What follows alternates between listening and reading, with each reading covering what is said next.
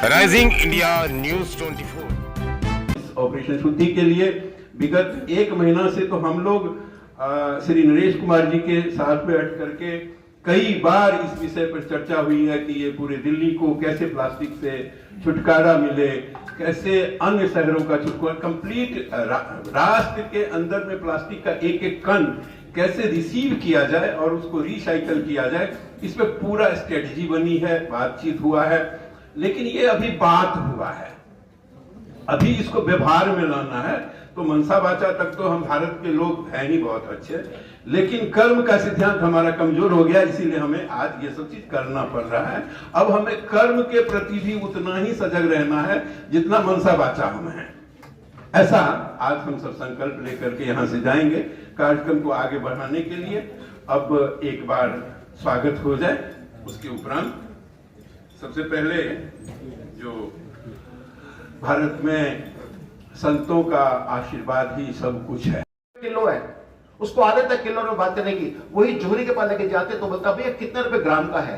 तो गलत जगह पहुंचाने से वो पता क्या करते हैं, प्लास्टिक का कबाड़ी जो मैं तो सबको जानता हूं इसलिए बता रहा हूं आप लोगों को, पूरे भारत एक से जानता हूं कि वो लोग उसको डाउन साइकिल करके अपने पीछे बैकयार्ड में कोई मशीन लगा रखी है, उसमें शेडिंग करेंगे घटिया तरीके से और उसको जैसे भी हैपोजेट तरीके से उसमें सेफ्टी सिक्योरिटी का बहुत बड़ा नॉनसेंस भी है। और वो करने के बाद में उसको फिलर की तरह यूज करते हैं, जैसे टॉप लेयर वर्जिन, बीच लास्ट का लेयर वर्जिन, बीच में फिलर यानी की तरह भूसे की तरह उसको डाल दिया कि चलो वहां यूज कर लो, ऐसा करके काम हो जाएगा। 91% जो 91% प्लास्टिक जो है उसको लोग जला देते हैं, 2 रुपए 4 रुपए की जगह जहां इंसिनरेटर बोलते हैं फैक्ट्रियों में, उसको फ्यूल की तरह यूज कर लेते हैं। अरे चलो डाल दो यार, इससे ना आग लग जाएगी तो चल जाएगा। वो करने के साथ साथ में बाकी के लोग जो क्या सोचते हैं, छोड़ो ये काम को, रोडों पे छोड़ देते हैं, स्ट्रीटों पे डाल देते हैं, या फिर कहीं ना कहीं स्ट्रीटों पे दबा देते हैं, सॉइल के अंदर दबा देते हैं। दुर्भाग्य की बात यह है कि जो प्लास्टिक पैदा हो गया वो प्लास्टिक निस्तारण नहीं हो सकता, क्योंकि उसकी लॉन्जिविटी, उसकी जो लाइफ साइकिल है वो 100 से लेकर 400 साल तक की भी हो सकती है।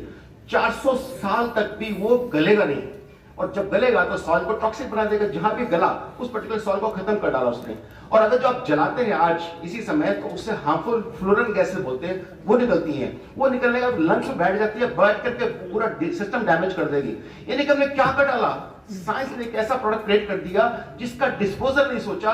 मैं बार बार ये बात कहता हूं हमेशा कि महादेव थे जो अपने कंठ में जहर को लेके चले गए, लेकिन पूरे देश में आज महादेव ऐसे नहीं है जो प्लास्टिक को ले जाए। और देखो दुर्भाग्य की बात, पूरे हिंदुस्तान में कोई भी कंपनी, मैं पूरे देश के बड़े बड़े कॉर्पोरेट्स को जानता हूं कि मैं पूरे देश का नेशनल प्रेसिडेंट हूं फर्नीचर मैन्युफैक्चरिंग एसोसिएशन का, इसके अलावा CII कॉन्फेडरेशन ऑफ इंडस्ट्री का चेयरमैन रहा हूं। मैं सबके साथ सुबह डिस्कशन करता हूं, बहुत सारे फोरम प्लेटफॉर्म पे जाता हूं। जितने लोग भारत के अंदर आज कॉर्पोरेट के अंदर ESG की बातें करते हैं, CSR की बातें करते हैं, वो सिर्फ दिखाने के लिए बातें करते हैं, ये समझाने के लिए हम देखो कितने वातावरण के प्रति सजग हैं। रियली सजग है तो काम करिए ना। जैसे आज पेप्सी की बोतलें होती हैं, ग्लास की कांच की बोतलें होती है, वो वापस जाती है, पेप्सी भर के उसमें भेज देता है। आप एक काम करो, रिवर्स वेंडिंग सिस्टम बना लो ना। आप भी जिस पर हर जगह से आप डिस्पेंसर क्यों नहीं लगा लेते, डिस्पेंसर लगा के वहां पर प्लास्टिक की बोतल डाले, आप उसको वापस मंगा लीजिएगा। आप लगता है कि चलो मैं उसको वॉश नहीं करना चाहते, इसको क्रश करके बना लीजिएगा ना। लेकिन पूरे भारत में आज किसी कंपनी में ये वही नहीं उठाई जहां की उस प्लास्टिक को रिवर्स वेंडिंग यानी कि वहां से कैसे मंगवाया जाए, इसकी कोई कोशिश की जाए। कहीं किसी मॉल में, होटल में, रेस्टोरेंट में, धर्मशाला में, मंदिर में, मस्जिद में, गुरुद्वारा में, घरों में, RW MRF में, कहीं तो कुछ लगाते, ऐसे डस्टबिन लगाते थे कि जहां से कलेक्ट होकर आ सकता। नहीं किया। कौन करता?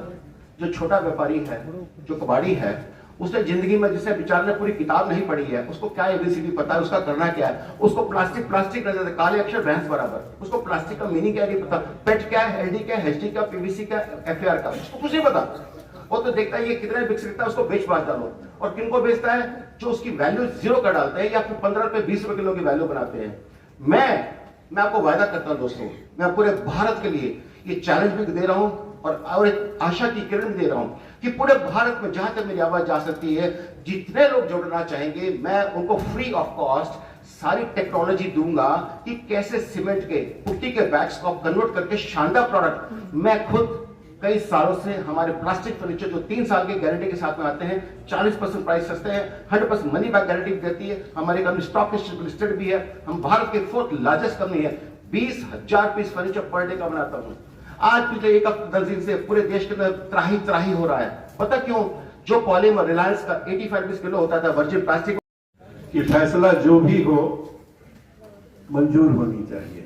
राहत इंदौरी में फैसला जो भी हो मंजूर होनी चाहिए, इश्क हो या जंग हो भरपूर होनी चाहिए। और जितना वक्त लगे पत्थर तोड़ने में तोड़ो, लेकिन अंत में हाथ में कोहिनूर होनी चाहिए। इस आत्मबल के साथ हम इस विषय को आगे बढ़ाते हैं। एक और सूचना देता हूं आपको कि आज ही Apro plastic limited Asia book of record में दर्ज हुआ है, जिसके लिए एशिया बुक ऑफ रिकॉर्ड के जूरी टीम के लोग रास्ते में हैं, जो मेडल और सर्टिफिकेट सबको लेकर के आ रहे हैं, जो आज एप्रो प्लास्टिक के जो चेयरमैन हैं उनको सौंपा जाएगा। एशिया बुक ऑफ रिकॉर्ड में नाम इसलिए दर्ज हुआ है क्योंकि पूरे देश और एशिया के लेवल पर जो प्लास्टिक रिसाइकल करने धन्यवाद है वो मैं आदरणीय श्री सुशील अग्रवाल जी सर को देना चाहूंगी, जिनके कारणवश आज आप और मैं हम सभी यहाँ पे मौजूद हैं। तो प्लीज मैं एक बार चाहूंगी कि आप सभी उनके लिए एक बहुत बड़ा एक अप्लॉज दें कि आपने सर हमें हम सबको ये मौका दिया। तो क्योंकि मैं सुबह नहीं आ पाई तो इसलिए मैं बस एक बात ये कहना चाहूंगी कि कोई बात नहीं, मैं नहीं आ पाई, चलते रहेंगे काफिले।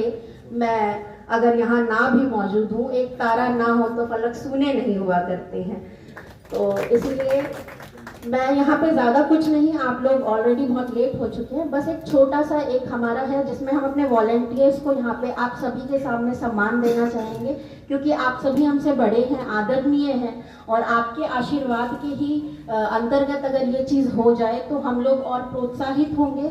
और आप लोग जो हैं अभी आज तक हम लोग को यहाँ तक लेके आए हैं, और आगे की पीढ़ी हम हैं, हम भविष्य हैं। तो इसीलिए आप ही के मार्गदर्शन में हमें ये चीज़ मिल जाए तो बहुत बेहतरीन होगा। तो मैं सबसे पहले यहाँ पे बोलना चाहूँगी कि यहाँ पे एक छोटी सी एक शपथ है जो कि हमारे ऑपरेशन शुद्धि के बच्चों ने तैयार की है। मैं चाहूँगी कि माही और महेश हमारे वॉलंटियर्स हैं ऑपरेशन शुद्धि के, वो आए और मंच पे इसको आप सभी के सामने इस शपथ को लें। धन्यवाद। देश और दुनिया का सबसे तेजी से उभरता हुआ news channel rising India news 24 channel को सब्सक्राइब करें, लाइक करें और वीडियो को शेयर करें।